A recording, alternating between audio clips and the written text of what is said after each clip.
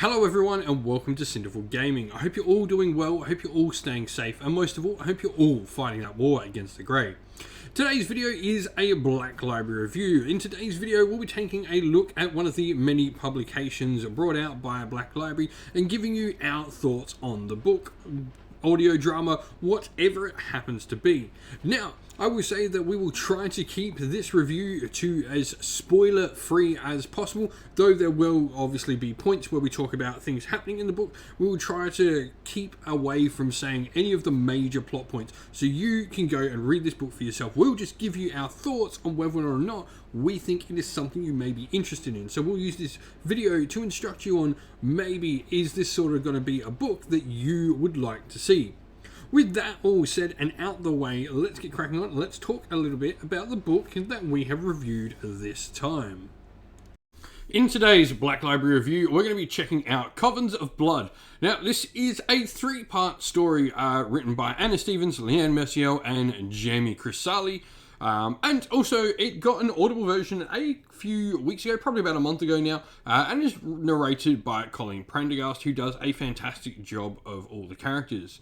A big thing for me, it's three separate stories that all tie into a single story, so which is really cool. There's also an additional story either side of the three different parts of this that are put together, but let's get into the review proper and we'll break it all down in there. And so, setting the scene. So, our story starts with Morathi, the High Oracle of Cain, overwatching a fight within her arena. Loads of other members of the cult of Hagnar and members from all across her realm and her worshippers, or rather Cain's worshippers, all across, coming to watch these big displays in the arena. Now, a Melusai warrior appears to her, and she had sent this Melusai warrior out to investigate these three particular cults, or covens of Cainites, within the mortal realms, and find out whether they were disloyal to her or not. In fact, whether they were disloyal to her by joining the side of Helbron, which is really interesting name being brought up because that is obviously her old nemesis, the old Hag Queen from Warhammer Fantasy. Now, as the battle begins and all that, we find out that, well, no, this Melusai warrior tells us that, no, nothing is untowards, and at this point, Morathi's a little surprised, and this is where our three stories really begin. As she then talks about the three warriors fighting off against this giant sandworm, she talks about them in turn and tells them their stories, or tells this Melusai warrior their stories. And this is really what it's all about. Morathi has her own information to tell this Melusai warrior she deems to have not done its job properly. And so, the book's purpose really, this is a really good look into the Daughters of Cain proper. This actually came out not long before the last Daughters of Cain battle tome. Not the current one we've just received, the one before that. I believe it actually came out around the same time as Shadow and Pain, the box set. But obviously it just got an audible release. Now, like I said, this is a really good look into the Daughters of Cain, and I believe all the authors in this are women. I'm just not sure on Jamie. That is, a gender crossing name. So I am sorry if that is not correct, but I do believe, I know Anna is and Liane are, but yeah. And so we get a look into how Morathi sort of controls this entire religion of fanatical zealots with an iron fist. This is set before Broken Realms, so Morathi is not a god yet, so we're definitely still at that stage of Morathi siphoning the power of Cain for herself. And this, in turn, creates factions within the Daughters of Cain that don't like Morathi and want to see her removed. And this isn't the first time we've seen sort of this idea of people trying to remove Morathi in recent Black Library books that are reviewed. Obviously, in Godsbane by Dale Lucas, we saw, a warrior that had to flee in that story and was trying to move against Morathi. Now, Morathi does control them with not only an iron fist, just raw strength. She is super powerful, as, I think at this point, besides Lord Croak, she is the oldest living character in Warhammer, at least in the Age of Sigmar timeline. besides maybe something like Dracothon or something like that. But she also rules with like this massive subterfuge of turning people against each other so that they're not fighting her, they're fighting each other. And we see this sort of learning of inner politics in lots of the different stories. We really get to get a nice look at this. And we also get a great look at how they interact with different sort of societies. We get one of the 3 stories is set inside a city, and so we get to see how like nobility and all that work around the Daughters of Cain. And the other one, we get to see them fighting alongside Stormcast, which is really cool. And then we also get to see them fighting alongside humans as well in the other story. So you really do get a really vast look at the Daughters of Cain within this, which I think is awesome. And so our main characters. Now, like I said, there are 3 separate stories within this, written by the 3 different authors. Obviously, we have Morathi as sort of our main character in the little side, the bookend stories, if you will. But first of all, we have Trisenthe in Trisenthe the Unseen. She is a Calibron assassin, which is really cool. Someone going in and assassinating. She's just, a really interesting character. She is in love with her Hag Queen. She would do anything for her Hag Queen, and she's finding there's a lot more that she bargained for in this simple assassination.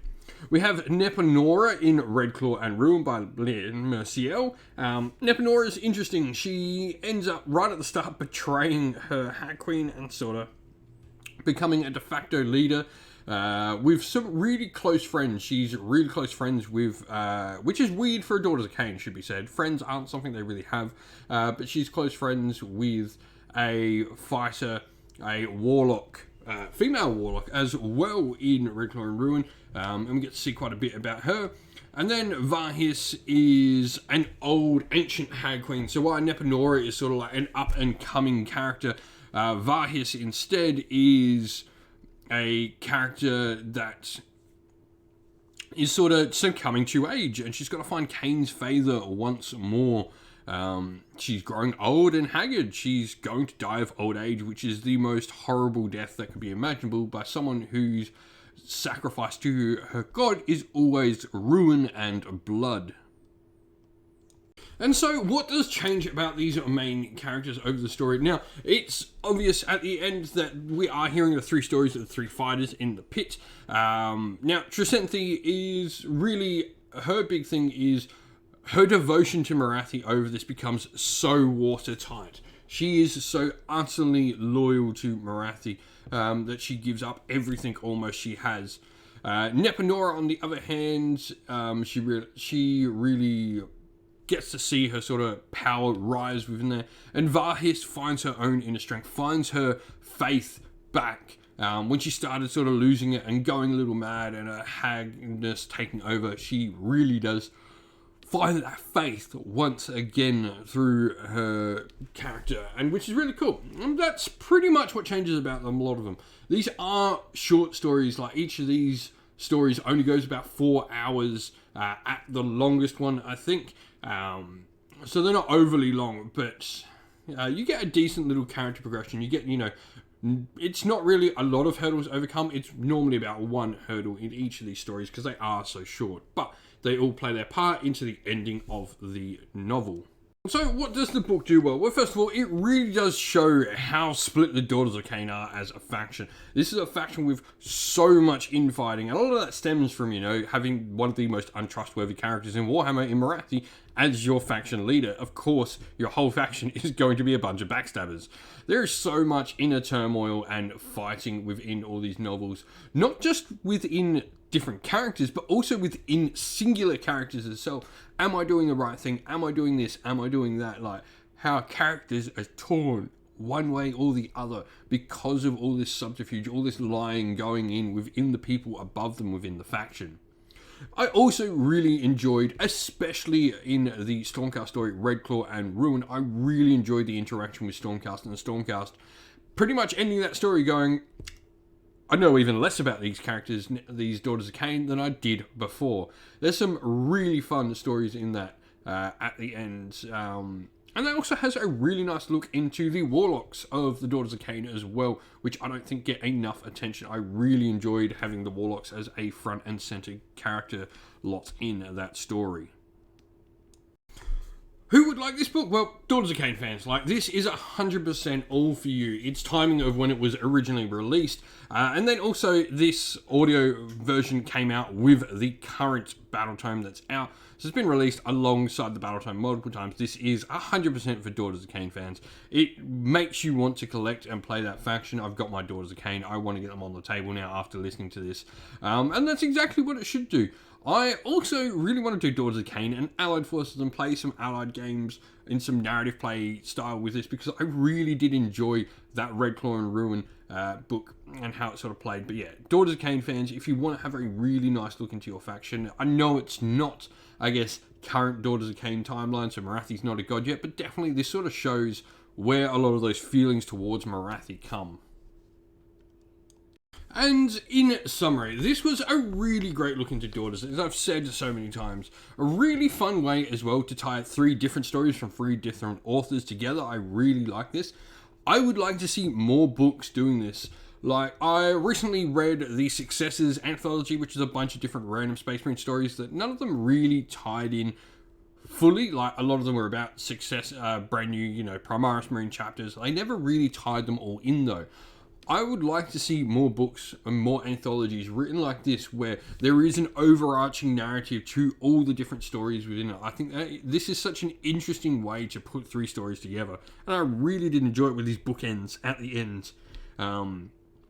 I think this style could be used a lot more to get more authors a chance to tell stories, more like different stories, because it was quite clear these were written by 3 different people when I was listening to them. They all had their own little flares on them. If I had to pick one, I think Red Claw and Ruin is my favourite, and that's probably because I love Stormcast as well. And probably the Unseen story was probably my second. That doesn't mean any of them were bad. I should say that. That's my personal opinion on it's probably 2 is the second story is number 1, first story is number 2, the other one is number 3. They're all fantastic stories, I will say. I really like Calibron. That's my favourite Daughters of Cain cult. But Stormcast are one of my favourite armies, so it makes sense that I really enjoyed seeing Stormcast and Daughters of Cain together. Yeah, this was really interesting. I really enjoyed, like I said, can't say enough how much I enjoyed how this book was put together with the bookends and 3 separate stories being told throughout it. This needs to be done more.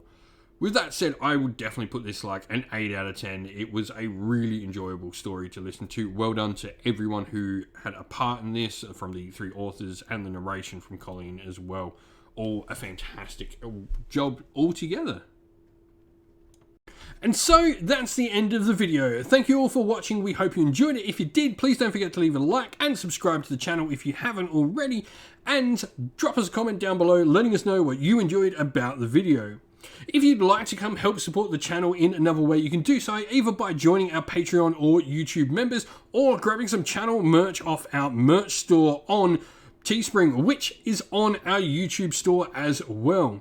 You can also come chat with me and other members of our little community here and our Discord server, which is linked down in the video's description, along with the Patreon and YouTube members links.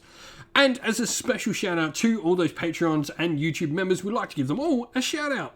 So thank you to our Patreons: Christian Weir, James Soren, Greenskins Gaming, AJC, Kenny Lowell, Outer and Shot First, Andrew Bowen, Nathan Fee, The Rising Ape, Q Dynamic, Agu, Anthony B, Anton Nilsson, JJ Austrian, Average Wargamer, Domir, Mark Harvey, James Cater, Derek, and Giapi 390. And a special thank you to our YouTube members: Greenroots Gaming, Kenton Young, Chris Wallace, Ronya, Locke Lorick, The Johnny84, David Ellsworth, Revenar, Wolfric Nick, Broken Chef, Ariana Edwards, Sean Scott, Pink Nico Fire, and Robin Mankiller as well. Lastly, a special thanks to Lady Witchfox Art, who does all the amazing artwork for the channel, and to everyone who comes on the channel and helps us create everything we do. Thank you all for watching once again, everyone. Stay safe, stay well, and most of all, keep fighting that war against the Grey. Ciao for now.